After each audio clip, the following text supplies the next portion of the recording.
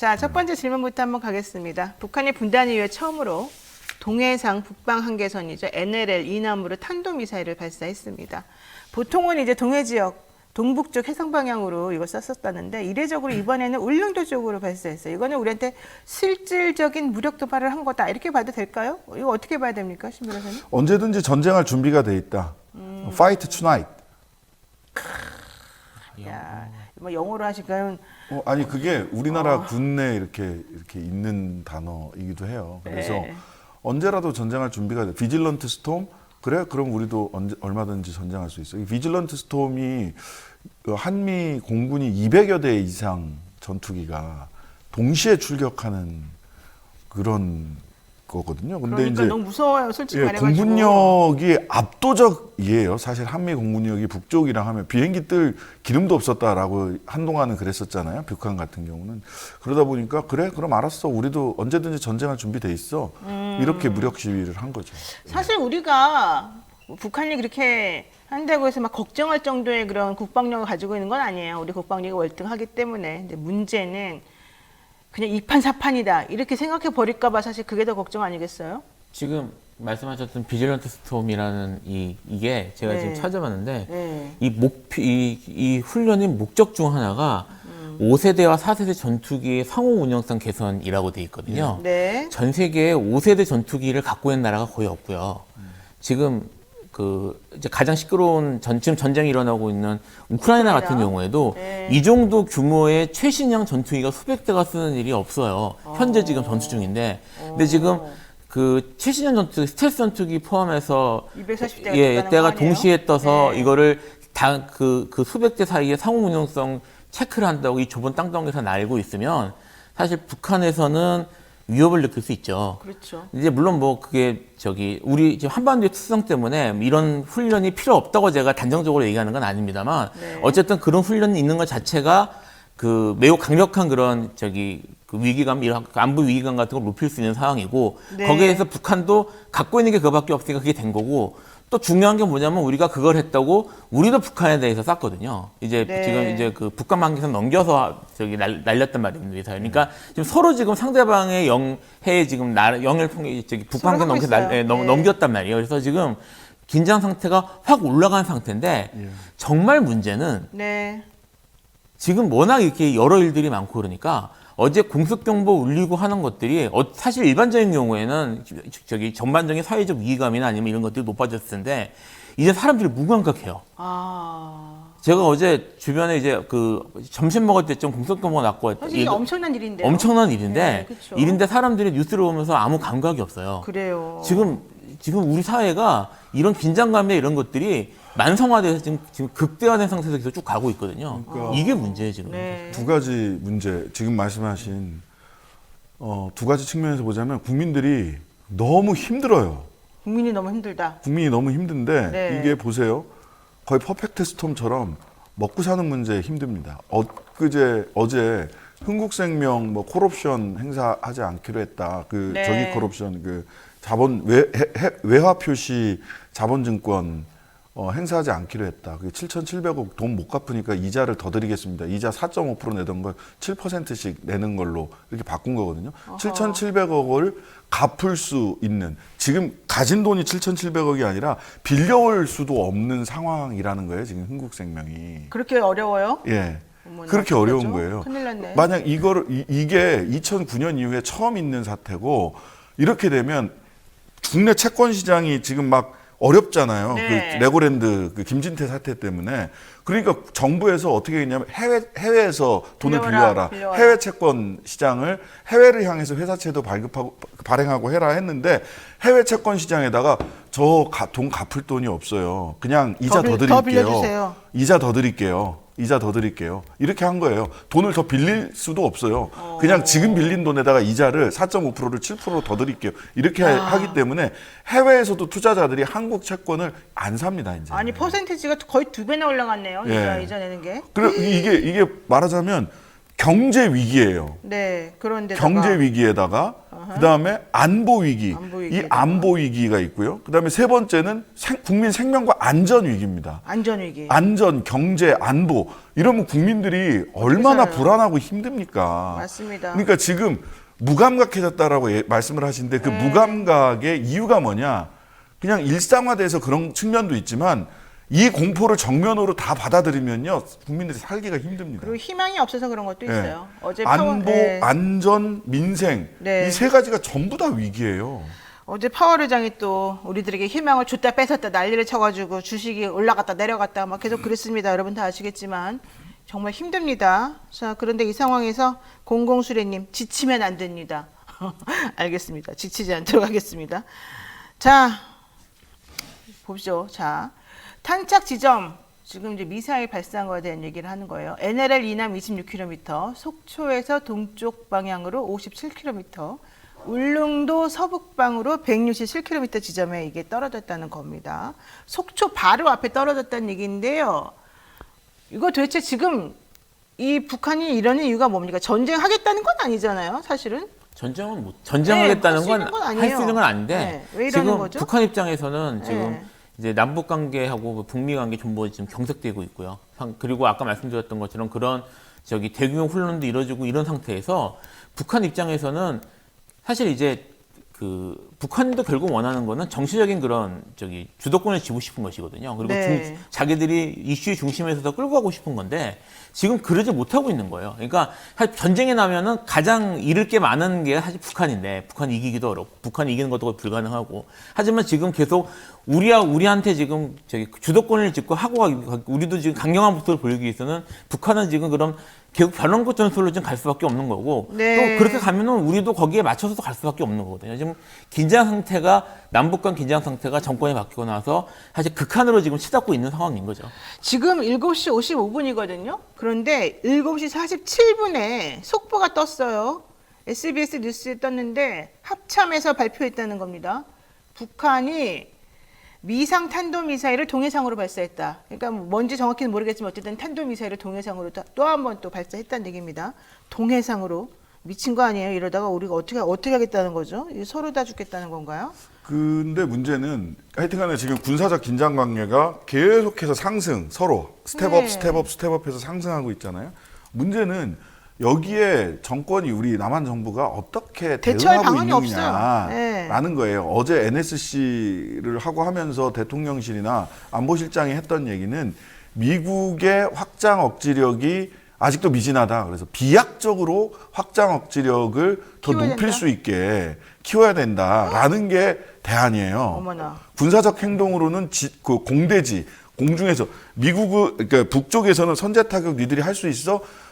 북한 전역에서 남쪽이나 공해상 전역을 향해서 발사를 했단 말이에요. 25발 어제. 오늘 또 발사했으면 25발이 넘어가는 거예요. 하루 동안에. 이건 거의 전쟁 수준이거든요. 미사일을 25발. 거기다가 와. 포를 한 100발 정도 또 쐈어요. 네. 근데 이제 올라갔어.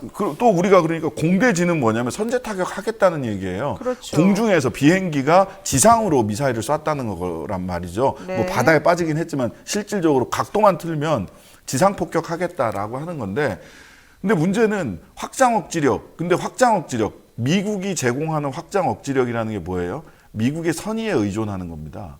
그냥 미국 이렇게 코밑에서 우리 더 좀 센 거 해주세요, 센 거 해주세요 이러고 있는 겁니다. 우리가 주체적으로 할 수가 없군요. 예, 그 얘기고, 그러니까 미국의 선의를 믿는 겁니다.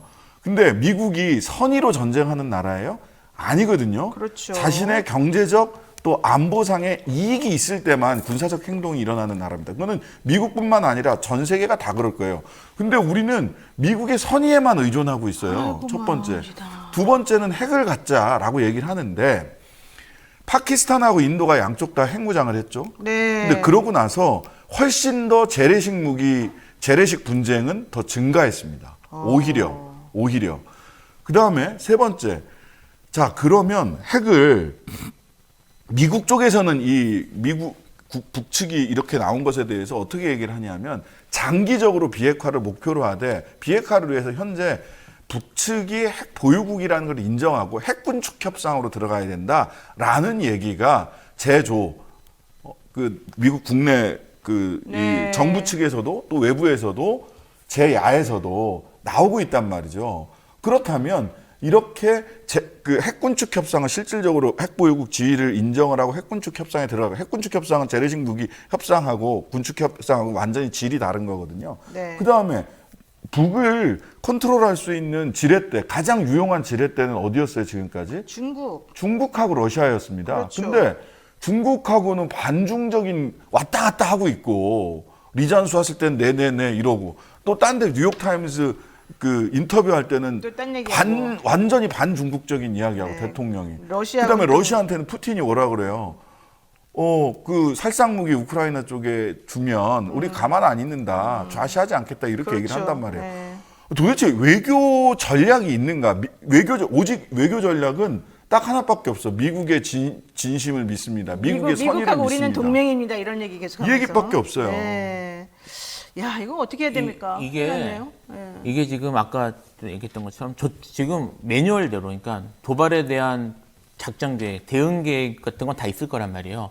이 계획대로 가면 올라가는 거예요, 계속. 그럼요. 계속 올라가서 결국 전쟁 나는 거죠. 긴장이 엄청 고조되는 거죠. 실제로 결과적으로. 그렇게 난 네. 전쟁들이 역사에 많습니다. 네. 이게 뭐가 필요하냐면 서킷 브레이크, 이게 일종의 계속 악순환이기 때문에 서킷 브레이크가 필요한데 이런 악순환을 끊어주는 것이 이제 사실은 외교적인 그런 협상이나 이런 것들이거든요. 그렇죠. 그러니까 돌파구를 주던지 해가지고 사실 적극적으로 지금이야말로 외교 라인이 동원이 돼서 뭐 미국 사실 다자간 협상 같은 것들도 필요한 것이고 그런 대화 같은 것, 민물 작업이나 대화 같은 걸 통해서 동시에 이렇게 협의해서 낮추는 그런 긴장감을 낮추는 작업이 필요한 건데 현 정권이 거기에 대해서 관심이 있는지 모르겠단 말이에요. 오히려 네, 네. 지금 말씀하셨던 것처럼 뭐 핵을 우리도 보유해야 된다.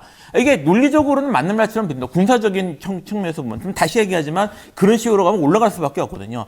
적정한 시점에서 사실은 타결을 해서 극적 타결이나 어떤 타결을 해가지고 이거를 동시에 내리는 것 이런 브레이킹이 필요한데 거기에 대한 준비가 전혀 없는 것처럼 보이고 그렇죠. 아니, 생각도 없는 것 같단 말이에요. 이 와중에 가서 일본 가서 일본 관함식 가가지고 자위대 깃발이랑 우길기는 다릅니다. 이런 소리나 국방장관이 나와서 하고 외교부 장관이 안보 때문에 뭐 가는 겁니다. 얘기를 하는데 안보적 실익이 뭐냐고 지금.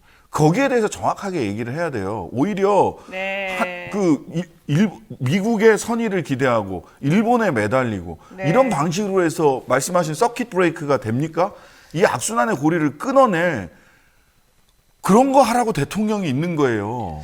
지금 게다가 일본하고는 또 우리 강제징용 문제 관련해 가지고 상당히 이상한 방향으로 지금 협상이 진행되는 듯한 기류가 흐르고 있습니다. 이거 상당히 위험한 상황인 것 같고요. 서킷 브레이크라고 하는 거는 뭐 다 알다시피 증권시장에서 워낙 가격 변동폭이 크니까 일단 잠시 숨을 좀 고르고 가자. 잠시 좀 쉬었다가 냉각기를 좀 가져보자. 이러면서 좀 정지.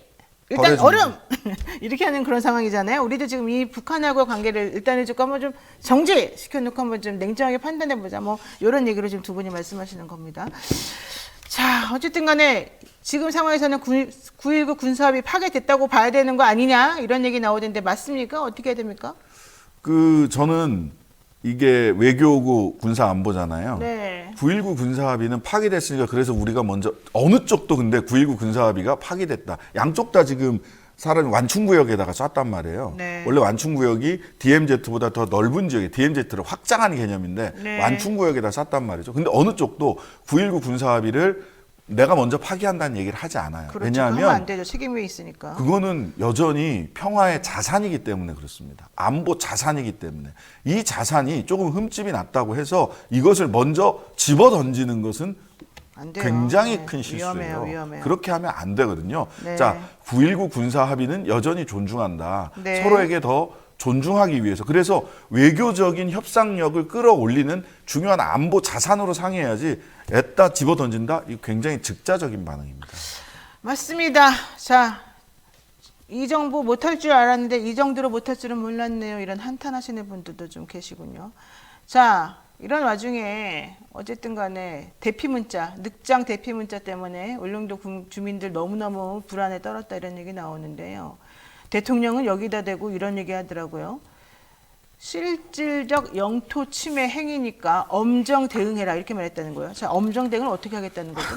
우리가 선제 공격하겠다는 겁니까 정말로? 아니, 전 근데 겁나요. 너무 무서운데요, 솔직히 말해가지고. 겁나요. 아니 이번이 또 그럴 수 있다 이런 생각이 또 갑자기 드는 거예요. 네. 절대 그럴 리 없다 이런 생각이 들어야 되는데 아, 이번 또 이렇게 말하면 정말 그렇게 할지도 모른다 이런 걱정이 막 되는 거예요. 그러니까 뭐 일단 도발이 있었으니까 네. 이게 이제 도발에 대해서 원칙적인 얘기를 하고 실제로는 급속히 이제 외교라인이나 이런 걸 동원해서 긴장 완화를 위해서 움직이고 있다면 그런 것들에 대한 신뢰가 있으면은 어떻게 될 거라는 생각이 있을 수 있는데 네. 지금 말씀하셨던 것처럼 그동안 보여왔던 모습이나 이런 것들을 볼 때 오히려 긴장을 강화시키는 쪽에 대해서 아무런 거리낌이 없거나 그쪽을 지향하는 듯한 모습까지 보였기 그러니까 때문에 국민을 안심시켜주는 게 아니라 예. 오히려 더 그냥 불안에 떨게 만들어가지고 뭔가 좀 약간 이렇게 오히려 말을 듣게 만드나 봐요. 그런 게 아닌가라는 생각이 들 정도로 사실은 이 문제에 대해서 이런 평화적인 그런 협상 그런 모습을 보여오지 않았기 때문에 네. 사실 이 말이 단순한 그런 뭐 정치인으로서의 워딩이나 아니면 원론적 대응이 아니라 정말 진심 아닐까라는 진짜 생각이 그런 들게 걱정이 하는 들어요. 걱정이 들긴 하네요. 왜냐하면 이분이 습관적으로 경로하시잖아요. 뭐만 있으면 경로했대. 습관적으로. 네. 사과를 하고 성찰을 하고 사죄를 해야 될 시점에서도 경로를 해요. 사과라니까 조문만 다니고 매일. 네. 근데 이제 문제는 사람이 감정이 격해서 경로할 수 있죠. 근데 경로가 너무 잦고요. 네, 너무 잦아. 경로한 상황에서 이 경로한 내용이 국가 정책으로 실행이 돼 버려요. 어머나 큰일 났네요 진짜.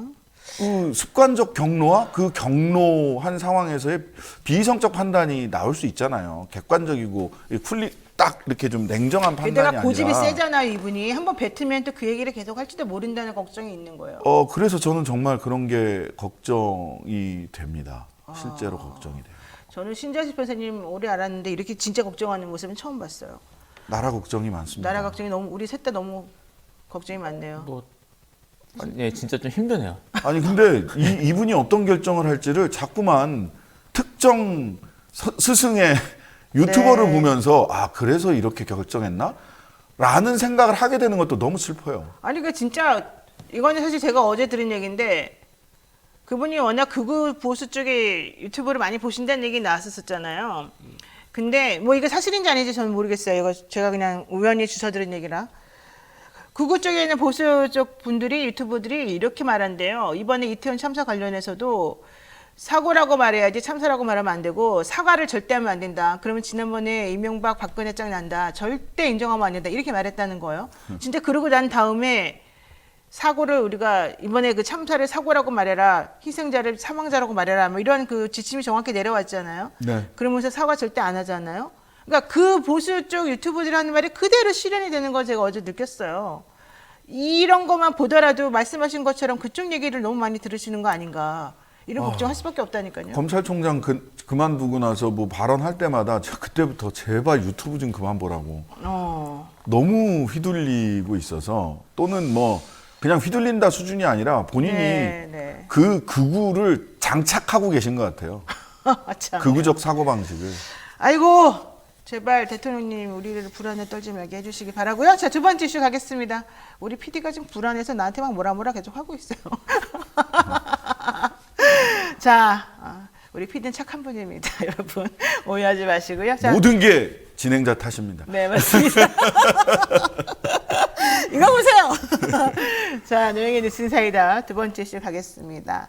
NSC에 이상민 행안부 장관도 참석했다 이렇게 알려져 있는데 행안부 장관 지금 경질한다는 얘기 나온 거 아니었습니까? 이분은 정말 이렇게 굳건하게 무슨 믿음이 있나 봐요. 대통령하고 연결돼 있는 뭔가가. 뭐 경질 이야기도 사실 뭐 이게 그냥 나온 얘기일까요? 그거 터지고 나서 지금 특히 이제 그 119 신고 관계된 내고 나서 이제 적극적으로 나오는 걸로 제가 지금 그렇게 이해를 하고 있거든요. 네, 맞아요. 그 전까지는 아무도 책임지지 않고 아무도 그를 사과하지 않고 이런 분위기였기 때문에. 네. 근데 이제 그 119 사고가 터지고 사실 그전에는 좀 이상하다는 느낌은 저도 좀 있긴 있었는데 이게 지금 우리가 알려진 거 지금 보이는 거하고는 다르다는 느낌이 좀 있으면 제가 필요하면 좀 설명을 드리겠습니다만 느낌은 있었는데 이게 사실로 밝혀진 이후에 네. 어쨌든 누군가 책임을 져야 되는 상황이 되니까 지금 이제 이것이 이상민 장관까지 책임을 지는 상황이 될 것이냐 책임을 지면 어떤 식으로 질 것이냐에 대한 논의가 나오면서 지금 이렇게 좀 내부적으로 좀 이제 시끄러운 게 아닌가 이런 생각이 들어요. 자, 어쨌든 제가 걱정하는 거는 이번에 이태원 참사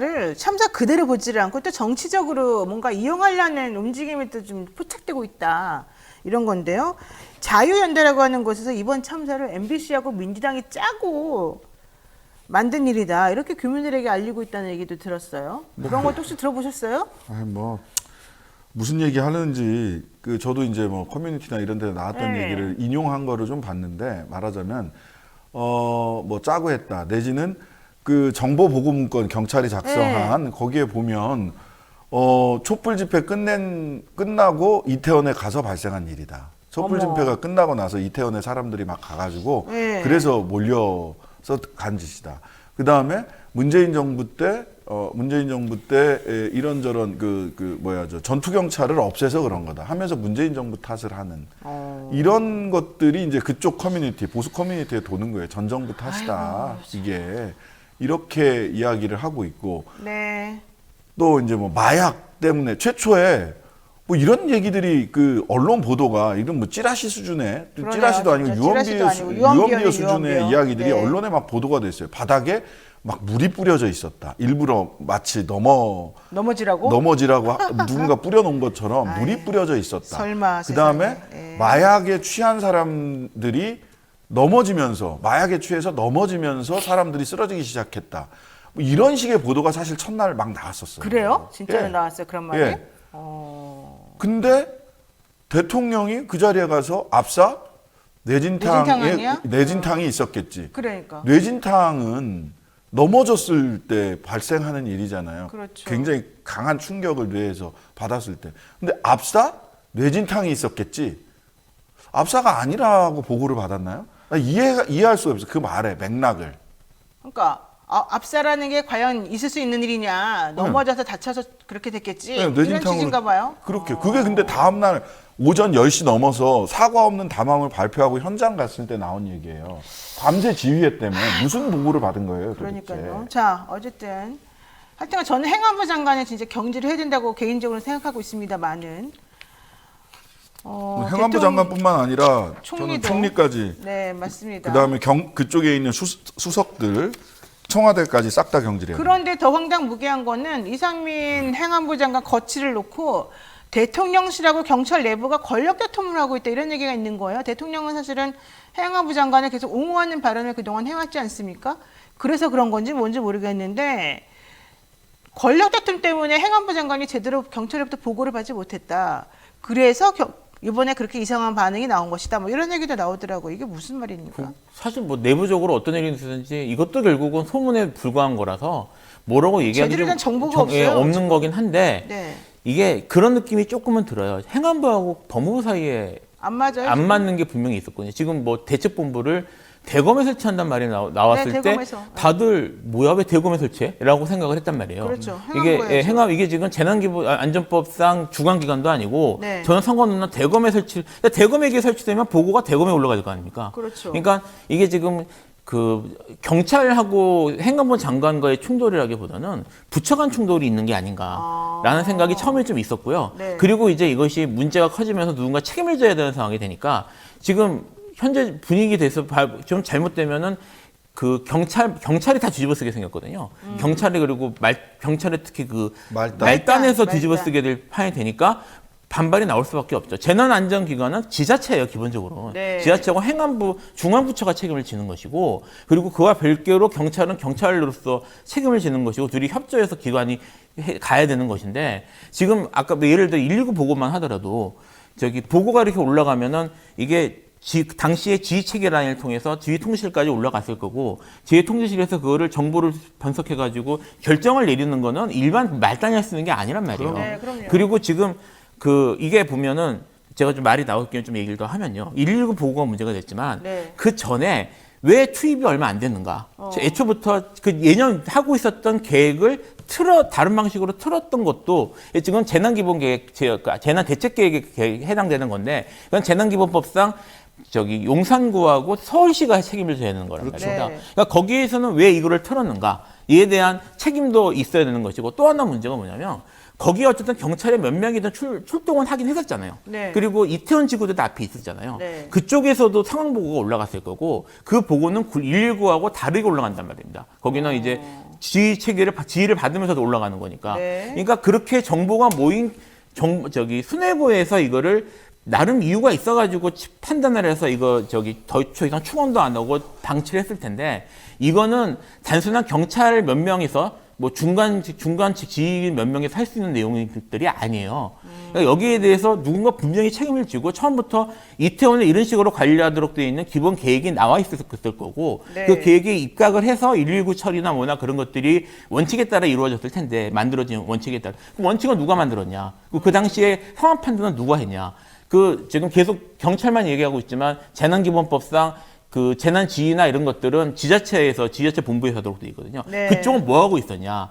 이런 것들이 좀 다 나와야 되는데 그런 것들에 대한 진상규명 없이 지금 계속 경찰만 잡고 있단 말이에요.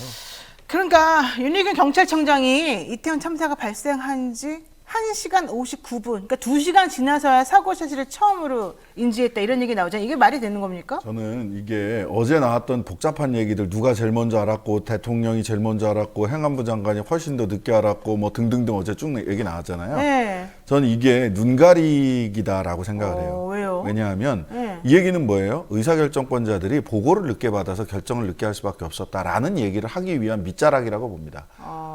저는 그렇게 봐요. 그래야 그 말단에서 현장에 있는 사람들한테 책임을 돌릴 수 있거든요. 그러니까 결정권자들의 그 사람들이 문제가 보고를 아니라. 제대로 안 해서 윗선들이 그렇죠. 일을 할 수 없었다. 그렇죠. 늦게 알았기 때문에 의사결정을 하기 어려웠다라고 하는데 두 가지 부분이 있습니다. 첫 번째, 네. 여기서는 이 정식 보고의 문제가 아니고요. 실제로는 뭐를 봐야 되냐면 어제 뭐 압수수색 했다니까 그거 반드시 봐야 되는데요. 경찰은 정보를 관리하고 물리력을 행사하는 조직이기 때문에 별도의 망이 있습니다. 그렇죠. 예. 그 결정권자들 지휘망 무선 통신이 따로 있고요. 네. 그다음에 서울청하고 경찰 측 그 용산서가 그 서로 왔다 갔다 하는 무선 통신망이 따로 있고요. 네. 그다음에 경비 업무 여기는 경찰이 분류한 업무 분류에 따르면 이것은 혼잡 경비거든요. 미조직 군중을 어떻게 관리할 거냐라고 하는 게 분류되어 있는 게 혼잡 경비에서 경비망 무선 통신망이 또 따로 있어요. 네. 이 무선 통신망을 통해서 실시간 상황이 공유가 됩니다. 더군다나 112 신고가 들어왔을 때 코드 0, 코드 1이 찍혔어요. 분류가. 이거는 경찰이 즉각 출동해야 되는 네. 코드거든요. 그러면 이렇게 됐으면 지휘부 무선 통신망 그다음에 경비 무선 통신망, 네. 용산서 무선 통신망에 어떤 이야기들이 오고 갔는가를 봐야 돼요. 그냥 단순히 정식 보고가 누구한테 언제 도달했습니다. 이 문제가 아니에요. 그래서 그거를 봐야 된다는 생각이 들고 핵심은 네. 보세요. 그때 137명 갔는데 3분의 2가 사복 마약 사복. 단속반이었잖아요. 네. 이 의사 결정을 누가 했느냐? 경찰이 그만큼이 갔는데 경비 업무하는 사람, 혼잡 경비하는 사람들이 간 게 아니라 마약 때려잡을 사람들만 갔다. 갔단 말이에요. 네. 그럼 이 의사결정을 누가 했느냐? 첫 번째, 이 의사결정권자는 왜 했느냐? 그 의사결정을 왜 했느냐? 그렇죠. 저는 이 의사결정을 왜 했느냐에서 뭐 법무부 장관이나 대통령의 직접적인 지시가 있었을 거라고 생각하지는 않아요. 직접적 지시가 있었다면 더 문제겠지만 뭐 그런 것까지 직접 지시하겠어요? 포괄적으로. 그런데 대통령이 경찰의 날 행사에 가서 마약과의 전쟁에서 반드시 승리하십시오. 한동훈 장관이 마약과의 전쟁에서 승리하겠습니다 하면서 4개 지방청에다가 4개 지청에다가 네. 마약 수사본부, 특별수사본부 또 만들었잖아요. 이런 분위기, 그러니까 권력자가 어느 쪽을 가리키고 있는가를 보고 경찰이나 행안부나 소방방재청이나 이런 쪽의 의사결정권자들은 대통령과 정권의 2인자라는 한동훈 장관이 가르치고 있는 방향으로 의사결정을 했을 가능성이 저는 매우 높다고 생각합니다. 아니 근데 좀 이해가 안 가는 게 솔직히 저도 좀 궁금했는데 아까 말한 대로 윤희근 경찰청장이 사고 난 이후에 2시간 있다가 이걸 알았다 그랬잖아요. 대통령보다 더 늦게 알았다 경찰청장. 이것도 황당무계하지만 서울 치안을 총괄하는 김광호 서울경찰청장 이 사람도 80분 후에 보고를 받았다는 거예요.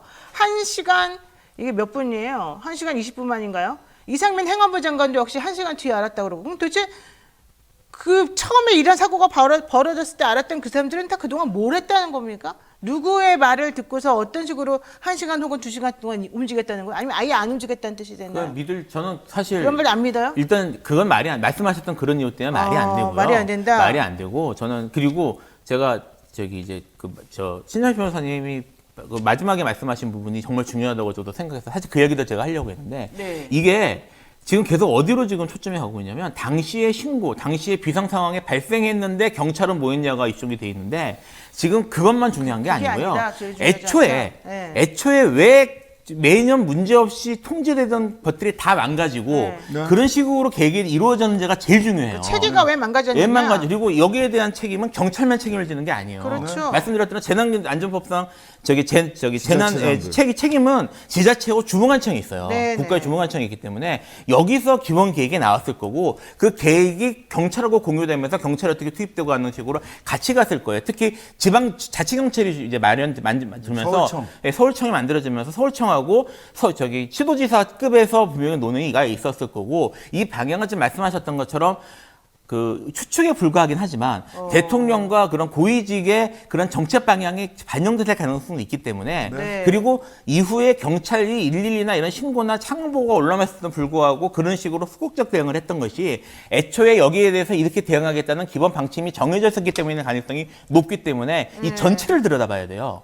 그러니까 지금 이거를 상황보고가 언제 올라갔냐 이런 것들은 부차적 문제고 물론 뭐 그것도 따지긴 따져봐야 될 그 문제겠지만 디테일은 따져야죠. 네, 따지긴 따져야 되는 문제지만 그 이상의 누가 결국은 이거를 이런 판을 전체적으로 방향을 잡았는지 이걸 그러니까 투입 인력을 네. 마약 3분의 2에 경비 3분의 1로 결정해 137명 인원 구성을 왜 이렇게 했냐. 그러니까 행안부 장관이 하는 얘기는 정말 본질을 흐리는 얘기고 뭣도 모르는 얘기예요. 그냥 137명이 작년보다 많이 들어갔다.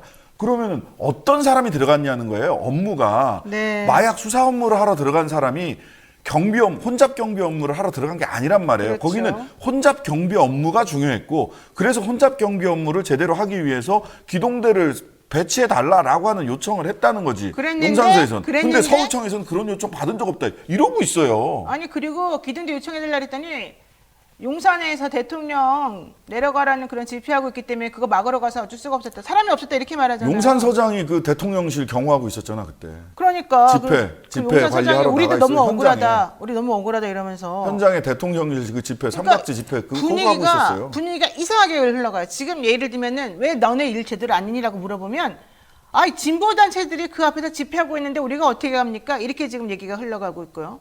그다음에 또 뭐 왜 안 했니라고 하면은 아 얘네들이 지금 우리한테 보고를 늦게 해가지고 이렇게 됐는데 뭐 어쩌란 말입니까? 이렇게 지금 얘기가 흘러가고 있어요. 모든 게 전부 다 남 탓이고 내가 지휘 제대로 못했다 이런 얘기 한 마디도 안 나오고 있으면서 결과적으로는 시위하고 집회하고 있는 국민들의 문제다. 지금 뭐 이렇게 대통령을 끌어내리려는 세력 때문에 이런 문제가 발생하고 있다. 이렇게 지금 흘러가고 있단 말이에요. 저는 이제 뭐 경찰 수뇌부가 어떤 고민을 하고 있을까 추정을 해보면 어제 이 하나의 일단이 그겁니다.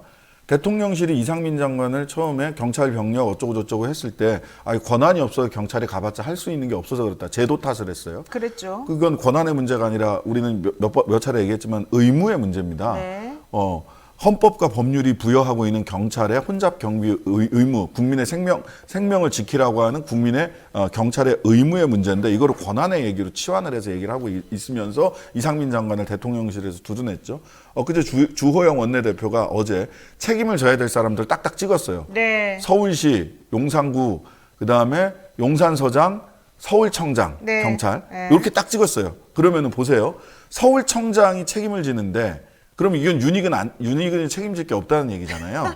서울경찰청장이 책임을 지고 윤희근이 있는데 그 위로 올라갈 수 있어요? 이상민. 거기까지 딱 끝이 내는 네. 거죠. 예. 그러면 이상민부터 시작해서 대통령실이나 국무총리에는 선이 끊어지는 겁니다. 네. 상선이 서울청장에서 끊어지는 거예요. 자기네는 책임 없다. 예. 밑에 애들이 잘못했다. 예. 이런 그리고 얘기겠죠. 예. 그러고 나면은 이제 밑에 이 사람들은 도의적 책임이 되는 거고 그 밑에는 현실적 책임은 지역 이 말단에서 지게 되는 그 구도를 그리는 거죠. 근데 그 감을 현장 경찰들이 다 감을 잡으니까 엊그제부터 폴렛에 무슨 소리야? 니들부터 감찰 받아라. 딴 얘기 나오죠, 이제부터. 왜 딴 소리 하는 거냐라고 네, 네. 쫙 반발을 하는 겁니다. 어제 직협에서 직접 그 윤희근 경찰청장 만났더라고요. 경찰 직협에서. 그래요? 네. 그러니까 대통령실에서는 위에서 거기서 대통령실이나 정부 여당에서는 거기서 끊어라고 하는 메시지를 주고 있는 거고 네. 경찰 입장에서는 경찰 수뇌부에서는 여기서 끊었을 때는 우리 경찰들이 현직에 있는 경찰들이 가만히 안 있을 것 같은데 어떻게 해야 되지? 이게 경찰 수뇌부의 저는 고민일 거라고 봐요. 게다가 이제 그런 얘기 나오잖아요. 한동훈 법무부 장관이 검찰이 일을 할 수가 없다. 검수완박 때문에. 정말 이것도 진짜 말이 안 되는 얘기 아닙니까? 현실적으로. 정쟁하지 말고 애도만 하려면 제발 좀 어디서 제발 좀. 검수안박이라는 얘기를 끄집어내가지고 권성동이 처음 만들었나 누가 만들었나 하여튼간에 그 말을 이제 갖다 쓰기 시작한 네, 거, 갖다 네. 쓰기 시작한 걸 하나의 공격으로. 그러면서 또 시민단체가 이걸 이용해가지고 대통령을 끌어내리려고 하는 움직임이 보인다. 지금 이 사람들이 다 공작하는 거다. 이렇게 또 좀 상황을 몰고 가고 있어요. 아니, 한동훈이야말로 이것을 정쟁의 소재로 사용하지 않았으면 좋겠어요. 그러니까요. 애도만 하려면 왜 대통령 지침을 어겨? 근데 이 상황에서 또 속보가 하나 나왔습니다. 지금 교도통신에 따르면 북한 미사일이 일본 상공을 통과했다. 네, 북한 미사일 발사 이게 미야기현의 경보가 발령이 됐다. 일본으로 지금 미사일이 날아가고 있는 거예요. 쭈르륵.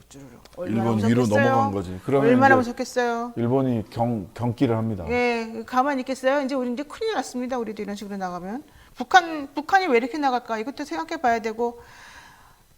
정말 뭐 어떻게 돌아가는 상황인지 사실 제가 이해할 수 없는 상황이 돼버리고 있는데. 북한은 이렇게 이 방법밖에 없어요. 자기들이 북한 입장에서? 그러니까 제가 북한을 편드는 건 아닌데 네. 북한 입장에서 주도권이나 이런 것들을 자기들이 쥐고 가기 위해서는 네. 자기 존재감을 보이기 위해서는 사용할 수 있는 방법이 이거밖에 없는 거죠. 그러니까 이게 지금 계속 이렇게 하면 도발이 더 세질 수밖에 없어요. 그러면 방법이 없어요? 그냥 서로 이렇게 그냥 어디 한번 끝까지 한번 해보자 이렇게 나간단 말이에요? 결국은 이제 아까 말씀드린 그걸 하기 위해서 외교안보 라인에 동원이 되고 협상을 하고 이게 해야 되는 건데 네. 이게 지금 제대로 이루어질지. 근데 이게 분명히 일본도 그렇고 미국도 그렇고 한반도에서의 전쟁 상황을 원하지 않거든요. 전쟁을 원하지 않고 전쟁이 일어날 것 같다는 공포심을 원하겠지. 지금 뭐 일본도 마찬가지지만 미국도 지금 한반도 동북아 지역에서의 강도 높은 분쟁을 견뎌낼 수가 없어요. 그렇죠. 지금 감당할 수 없기 때문에 그렇죠. 네. 이렇게 되면은 결국은 그 브레이크하는 그런 상황을 하는 주도권이 일본과 미국에 넘어가서 그들을 원하는 대로 지금 상황이 끌려갈 거예요. 그러니까 이렇게 한미일 동맹의 문을 목을 매면 네. 미국의 선의를 믿고 미국 관함식 가가지고 우길기가 아니라 그 자위함기다라고 이거 뭐 점 찍고 나와서 나 그 사람 아니에요라고 하는 거랑 뭐가 달라 우길기랑 자위함기가. 근데 그러고 그 외면적으로 그런 강한 태도를 보여줄 필요가 분명히 있죠. 하지만 지금 제가 정말 궁금한 거는 네. 중국, 러시아와 이 북측의 이런 도발을 견제할 수 있는 지렛대로 중국과 러시아가 작동할 수 있는 물밑 외교라는 것이 지금 존재하는가? 외교 자체가 지금 다 완전히 망가져가지고 외교 망가졌죠, 안보 망가졌죠, 지금 행정 체계 다 망가졌죠. 뭐 하나 제대로 지금 작동되는 게 없는 거예요. 가서 어떻게 그 북측 미사일 압수수색 할 거야? 참네요. 중국 갑자기. 북한 주석궁에 가서 구속할 거야? 네. 안 되는 거예요. 이거는 외교를 하셔야지 외교를. 그러니까 이게 지금 이렇게 가면 사실 그 한반도 이 문제가 계속 되돌아보면은 이 한반도 외교의 그 동북아 지금 이 외교판에서 네. 우리 대한민국이 얼마나 주도권을 갖고 우리 이익을 관철시킬 수 있는지가 매우 중요한 이슈였는데 네. 그걸 위해서 사실 우리나라가 주도적으로 나서서 북한과도 대화하고 이걸 이끌어가는 역할을 했던 것이거든요. 네. 근데 이렇게 되면은 여기에 대해서 우리가 뒷전으로 밀리고 결국은 다른 나라, 일본이나 미국이나 아니면 다른 강대국의 이익에 끌려가는 상황이 된단 말이에요. 네. 그리고 이런 식으로 북한은 계속 자기들이 그런 변환급 외교 전술을 또 사용을 하면 그들은 북한하고 대화는 하거든요. 네. 그러니까 결국 우리는 북한하고의 이런 구도에서 한반도가 뒤로 남한이 뒤로 밀리는 경우가 된단 그렇죠. 말입니다. 그러니까 네. 우리가 우리 이익을 지키기 위해서라도 여기서 주도권을 잃지 않으면 안 되는데 근데 주도권 잡고 싶은 생각이 없는 것 같아요. 우리 지금 정부는. 계속 하는 게 미국 뭐 전쟁권 준다 그래도 싫다고 그러잖아요. 지금 우리나라가 지금 세계 6위의 군사 강국인데 네. 지금 앉아가지고 지금 북한에 있어서 사실은 그렇게 되면 그걸 외교적으로 밀리는 일이 된단 말이에요. 이거 어떻게 생각하세요? 솔직히 이건 내가 오늘 안 여쭤보려고 그랬다가 할 수 없이 여쭤봐요. BBC에서 이태원 참사는 한국 기성세대들이 투표를 잘못했기 때문이다. 어제 기사 나온 거거든요. 이거 어떻게 생각하십니까? 그게 저도 봤는데 네. 기자가 쓴 건 아니고 인터뷰 네, 인용한 인터뷰에, 거예요. 네. 예. 한국인 근데 이런 인터뷰를 왜 인용했겠어요? 예, 그러니까 원래 인터뷰 인용을 할 때는 기사에 이 기자의 이 목적에 맞는 인터뷰를 끌어다가 인용하게 돼 있거든요. 그렇죠. 예. 그 얘기 조롱하는 겁니다. 이것은 인재입니다. 이거 보세요. 이것은 인재입니다. 만약 정부가 공공지사를 통제했다면 일어나지 않았을 것입니다. 정부는 여기에 대해서 책임을 져야 됩니다. 또 기성세대에게도 책임이 있습니다. 왜냐하면 그들이 투표를 잘못했기 때문이죠. 이렇게 지금 어제 이제 번역본으로 나왔어요. 저는 그래서 그 뭐 현실을 있는 그대로 보여준 거죠. 트럼프를 선택했던 사람도 있고, 아이고. 그 브라질에서는 보우소나로 그 극우 파시스트거든요. 네. 선택했는데 이번에 뭐 룰라가 당선이 되긴 했지만, 그런데 저는 이 부분에 대해서 이 분노의 방향을 이번 찍은 사람들 다 책임져라가 그렇게 아니라 하면 안 되죠. 예. 네. 왜냐하면 이미 그 속아서 네. 또는 뭐 홧김에 뭐 한다고 이런 것 때문에 그쪽을 찍었던 분들은 대부분 이탈했어요. 2만 3초밖에 안 남았어. 거기는 어떻게 돼도 그쪽을 지지하는 사람들이에요. 그러니까 네네. 이들을 말하자면 이런 식으로 얘기하는 게 국민을 갈라치기 하는 것에서 저도 굉장히 위험한 거니까 조심해야죠. 예, 예, 예. 이 찍들 전부 다 뭐 해봐라, 뭐 당해봐라 이런 게 아니라 극우를 중도로부터 분리시켜서 저 사람들의 위험한 사고 방식 이거는 막아야 된다라고 저는 생각을 해요. 어쩌면 그분들도 가스라이팅 당한 희생자일 수도 있다라는 마음으로 우리 다른 국민들을 대해야 되지 않을까. 의견이 다른 국민들을 대할 때는 이렇게 대해야 되지 않을까 저는 그렇게 생각을 합니다. 하루 이틀 살고 말 게 아니잖아 우리가. 우리 대통령님이 이런 상황을 바라진 않았을 거라고 보고 그분이 당연히 최선을 다해서 우리 대한민국을 위해서 열심히 노력하실 거라고 믿습니다. 다만 국민들이 좀 불안하지 않도록 뭔가 좀 비전을 보여주시고 뭔가 좀 일을 하시는 그런 모습을 좀 보여주셨으면 얼마나 좋았을까. 그리고 얼마나 그럼 우리가 좀 덜 불안할까 이런 말씀 좀 드리고 싶고요. 계속해서 분열되는 이런 모습은 정말 누구에게도 도움이 되지 않는다. 이 말씀을 꼭 드리고 싶어요. 사실 이제 인터넷 시대를 다녀보면은 네. 뭐 당신 몇 번 찍었잖아, 몇 번 찍은 거 아니야 그런 이런 얘기 막 식의 얘기 하죠. 나오는데 예, 예. 저는 그렇게 생각해요. 뭐 개인적인 생각에 좀 가깝긴 합니다만 민주주의라는 건 민주주의는 결국 일반 투표하는 사람들의 투표율에 따르는 것이거든요. 네. 그러니까 그거는 이제 룰에 따르는 것이고 그렇기 때문에 일반 국민을 비난할 건 아니고요. 네. 뭐 이게 지금 어쨌든 이 상태에서 정치인들이나 네. 이런 지금 책임져 있는 사람들이 제대로 하는 것이 중요하다고 생각합니다. 알겠습니다. 네, 오늘 신자식 변호사 그리고 김필승 변호사와 함께하는 이슈 3화 여기까지 정리를 해야 될 것 같습니다. 더 이상 이제 한반도에서 위기감이 고조되는 그런 상황은 좀 없었으면 좋겠다 이런 말씀 드리고요. 이 상황 정말 절체절명의 위기 상황이니까 우리가 좀 조심했으면 좋겠다. 그리고 우리들도 좀 마음을 좀 한 곳으로 좀 모았으면 좋겠다. 이런 말씀 드립니다. 네, 오늘 여기까지 정리하겠습니다. 두 분 오늘 말씀 고맙습니다. 네, 감사합니다.